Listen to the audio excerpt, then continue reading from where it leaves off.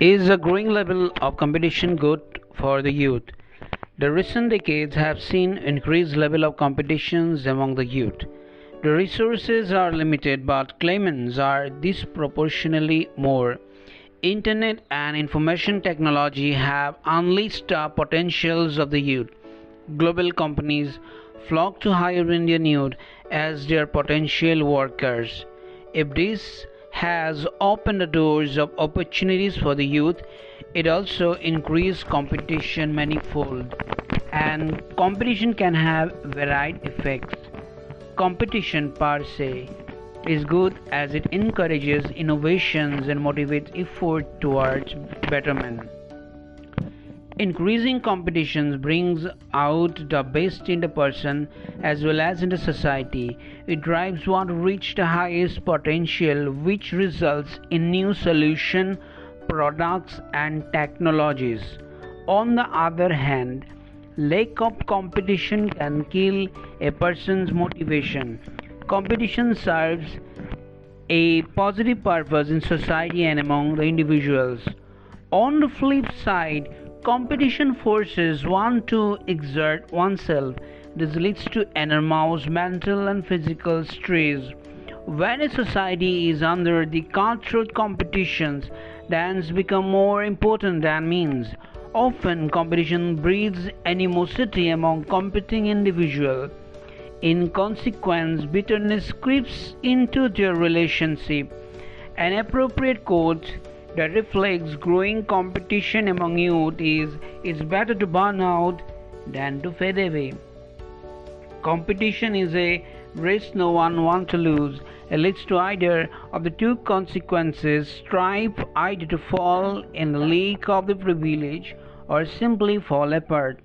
Competition is ubiquitous for the youth all over the world.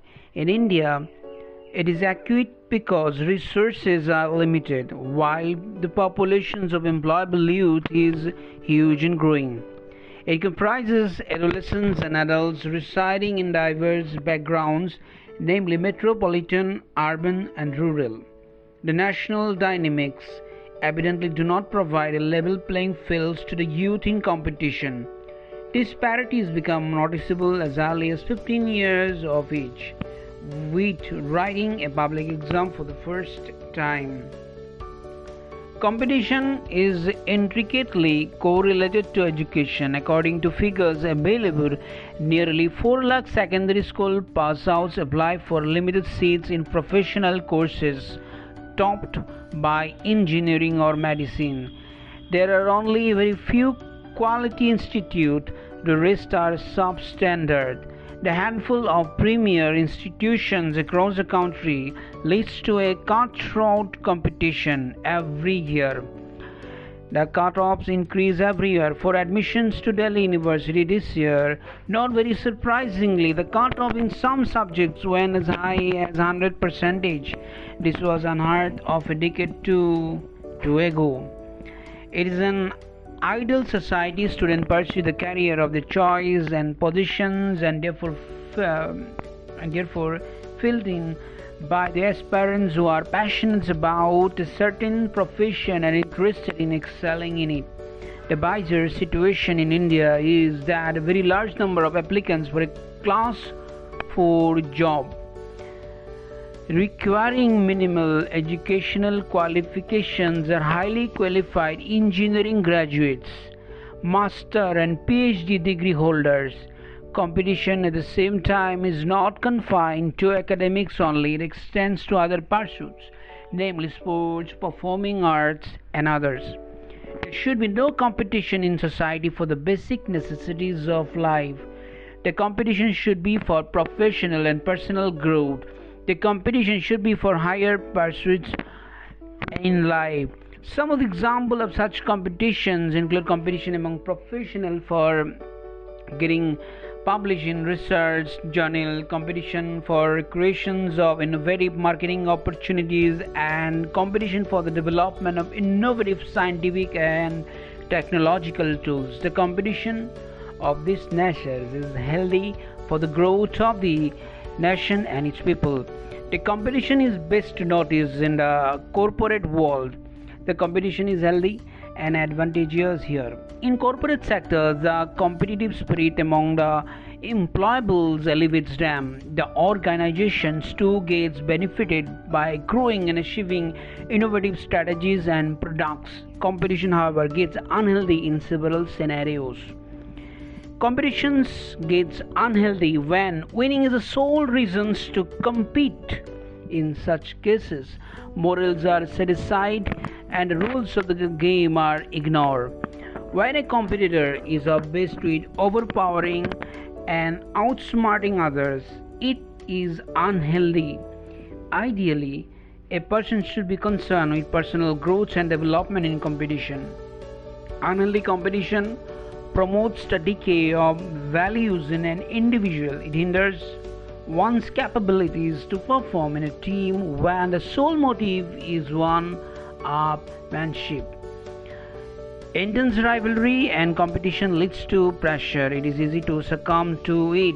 It can result in serious consequences like higher stress and anxiety levels and depressions. There are numerous reports of students committing suicides. There are unethical practices for out-of-town promotions. Athletics fall into trap of doping. There are many cases of genuine sportspersons and athletics whose chances were scuttled by the deceits and unethical means adopted by their rivals. Competition works on hard mentalities. One is the byproduct of another. It is not important to know who started it all and how. What it can lead to is far more serious. A ship that follows another blindly is bound to fall off the cliff. This is what our youth is going through today. They force themselves to join the rat race for better prospects. They should perform a self-analysis instead and choose a career by their individual interests, inclinations, and aptitude. Competition, if overemphasized, can seriously harm the ones who could not make it. It is important to find out ways to improve the present model of competition. It should be inculcated among the youth that failures are the stepping stones to success, and instead of succumbing to successive failures, one should turn over a leaf. The role of the parents is important in bringing about this cultural change. They tell their children that the big bad world out there needs to be won at any cost.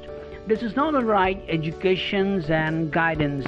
Parents must cultivate values for the all-round development of their words.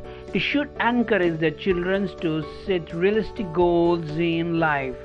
The policymakers and the human resource departments of organizations also have a vital role to play in moderating unhealthy competitions and upgrading work culture. They must establish an open line of communications with the employees so as to regularly access their levels of stress and discontent and address their grievances at source. Youth is vulnerable to competitive urge. It should be shown that mindless competition is not a prerequisite for success, and one can be successful, if not in one, then in any fields of the choice. Success stories of people like Steve Jobs, Bill Gates, Dhirubhai Ambani, who carved a niche for themselves instead of joining the rat race, should be included in school curriculum to inspire young minds.